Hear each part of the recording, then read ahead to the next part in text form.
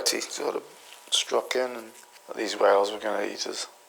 Are they going to come back and destroy the life raft? Are they going to come back and finish the job off?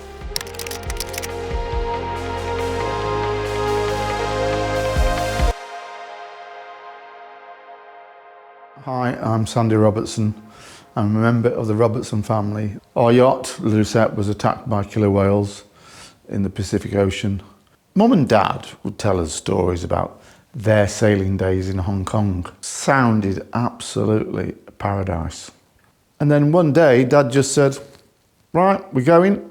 And we were going. Our journey had started. It was the 13th of June that we set sail from Cape Fernandino and across to the Marquesa Islands.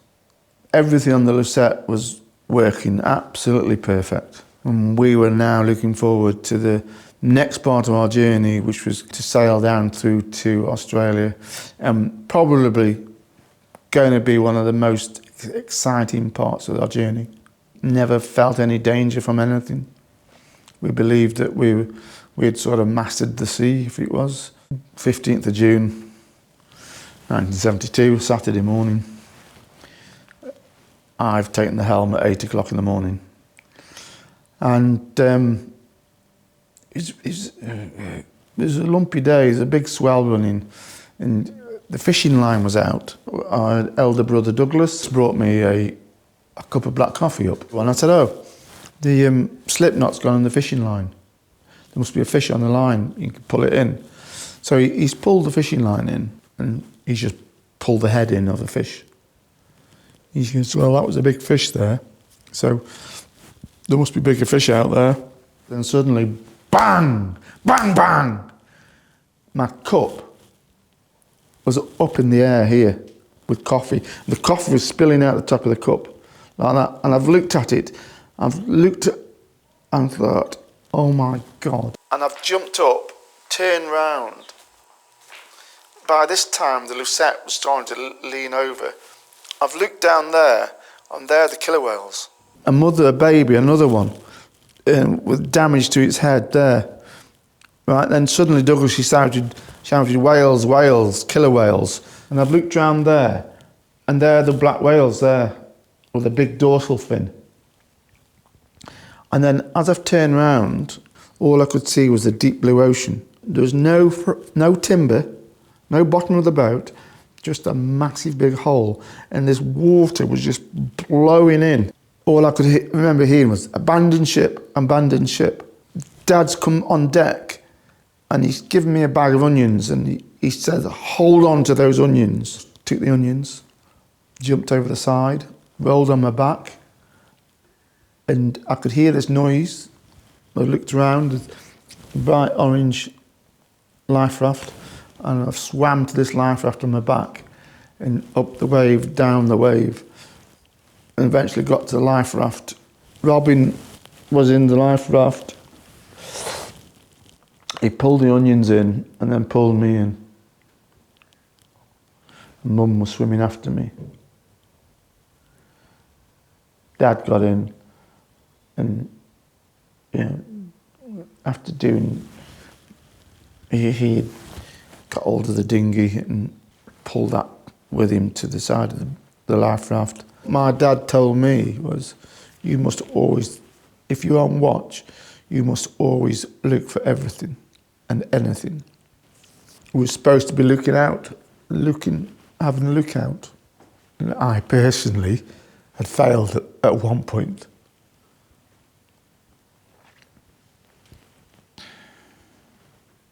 My last view of the Lucette was both the masts sailing under the water, just going the last 3 foot, and then she just went straight down, gone. What had been our home for 18 months, and what had been such a fantastic journey, had gone. And then reality sort of struck in, and are they going to come back and destroy the life raft? Are they going to come back and finish the job off? These whales were going to eat us. These are all things that you think about when you're in that situation. Emotions were high, we were crying, and the questions and the reasons and why us, why that, why did that happen? What had we done wrong to make that happen? Dad had come to a decision and trying to think about what to do. So the decision was we would stay where we were for 24 hours and we'd wait around to see if anything floated up off Lucette. The people in the raft was myself and my twin brother Neil, elder brother Douglas, mum and dad, and a guy called Robin Williams who we had picked up. Mum and dad were talking that night. Dad made a vow to mum that if it's the last thing he does, he'll get these boys to land. So he set out this plan to sail to the doldrums to collect water, because that's where it rains, in the doldrums. He knew our life depended on it. You couldn't keep warm. You were open to the elements, whatever was thrown at you. We had no overcoats, we had nothing like that. I just had a pair of swimming trunks on. The Edna dinghy was pulling the life raft and we were making good headway. And bear in mind, at this point, we'd become foragers of the sea. We would eat anything that swam past. I mean anything. We would catch turtles and Dad would catch the turtle, cut its throat open, bleed its blood into the beaker, pass it round for us to drink. If you were the first person, you had a nice warm liquid. If you're the last person, you had to put your fingers in and swill the clots and the serum together to drink it. And it's more like drinking lumpy orange juice than it was drinking blood. On the 6th or 7th day, we were playing I Spy. And Douglas goes, there's a ship, there's a ship over there. And panic set in. Absolute bloody pandemonium. Because, you know, where's my shorts? Where's my shorts? My shorts? Where's my shirt? Where's my shirt? Where, you know, we're going to get rescued. It's all done. It's finished with. Everything's done. We're going to get rescued. Dad got in the life raft. He sent a parachute flare up. He sent a smoke flare up, which burnt his finger. He sent another parachute flare up. And he was shouting at these people and he was saying, you bastards, rescue us. He was so desperate. So the ships just sailed on, left us all there. And the hours after that were worse than the first hours of getting in the life raft. On the 17th day, we had to make a decision. You could no longer live in this life raft because the activity of the fish underneath it was destroying it. It becoming like a little ecosystem in the ocean, and underneath it was little fish, which fed on the algae underneath the raft, and then bigger fish fed on them, then bigger fish fed on them, until you got the sharks feeding on the bigger fish. And when these animals attacked underneath the boat, they'd hit it so hard, we were having to blow this life raft up every so many minutes, 30 minutes I think it was. We had to do it by hand because the bellows had broken. We all had to get in this dinghy. So that meant that all our legs were crossed over and you know, we were lying on top of each other. There was no room for manoeuvre, no room to move, because the stability of the dinghy was paramount now. Any slight movement would tip it over. So you literally had to sit there and not move. And life took a totally different direction. We were still catching the turtles. Other things we ate as well. We'd catch these big dorados, and my mum said to Dad once, she said, cut its stomach open, Dougal, and see what's inside. So he did, and inside these dorados were flying fish in the stomachs, partly digested. So Mum just said, well, don't waste that. We'll pass that around. And it was like eating cooked meat, because the fish had been digested by the stomach juices. The scales had come off it, and it was just white meat. And it tasted absolutely fantastic. One day, Dad was talking about, he said, what we're going to do is catch this shark. And he points in the water, he said, we're going to catch that shark there. So he's got this fishing line, and he's got this hook, and he's got this fish's head on the end of it. And he's enticing this shark, and he's thinking he's going to get this shark, and he's dropping the line over, and whoosh! The shark from the other side of the bloody boat, which is twice as big as that one, came in, took the hook, pulled the line. He's got his line, remember his hands, and he's pulling this fishing line in, it's cutting to his hands, and his hands are bleeding, and he's pulling this fish in, pulling this shark in. And this 5'6" shark came on board. Mum's got this oar, and she stuffed it in its mouth. And Dad killed it, stuck it through his eye and killed it. Cut its head off so it wouldn't bite anybody. We had shark meat that night for dinner, raw shark meat. It was white in colour. It tasted absolutely fantastic.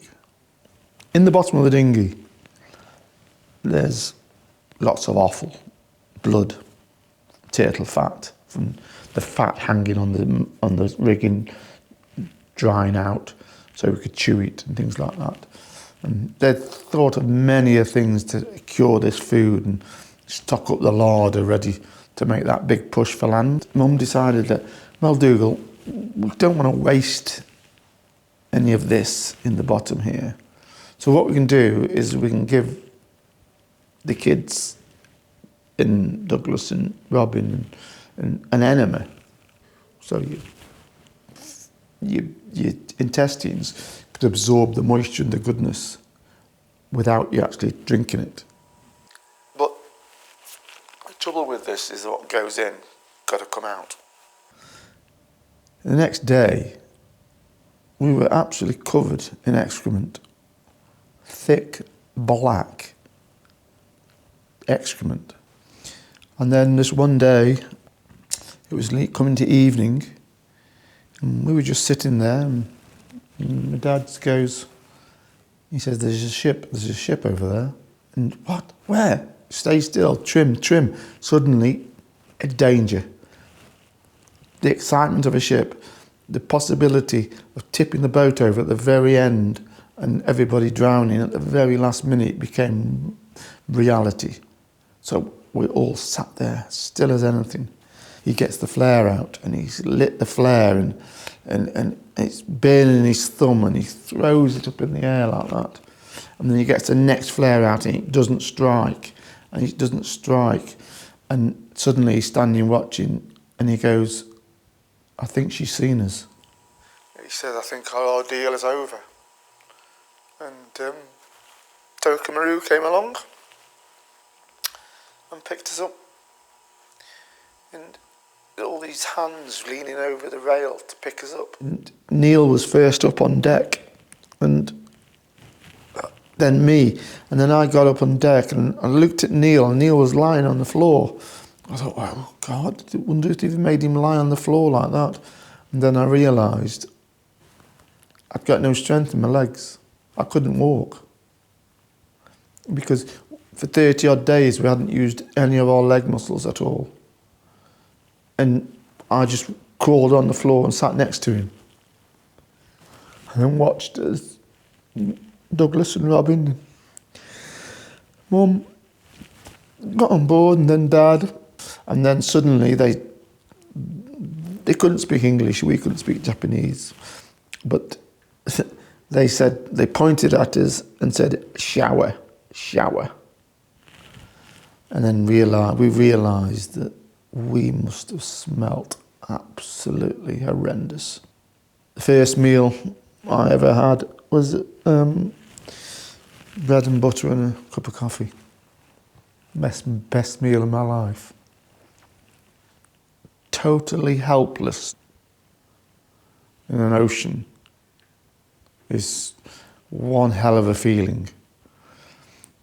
I think that most of us feel that way. I can't say much for Robin or Douglas, but definitely, or Neil, but for definitely me, I always, when things are bad, I think, are they really that bad?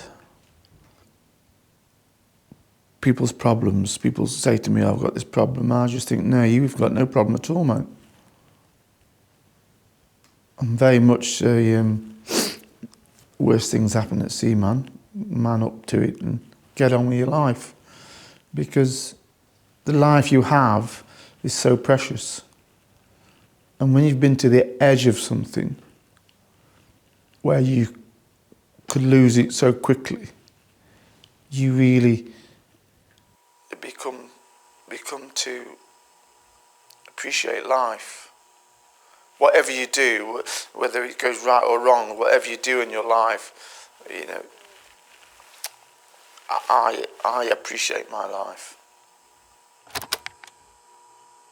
I was numb to my feelings, I was numb to emotions, I felt numb to life itself. Seeing that kind of thin ribbon of blood, it was the most insane high I felt.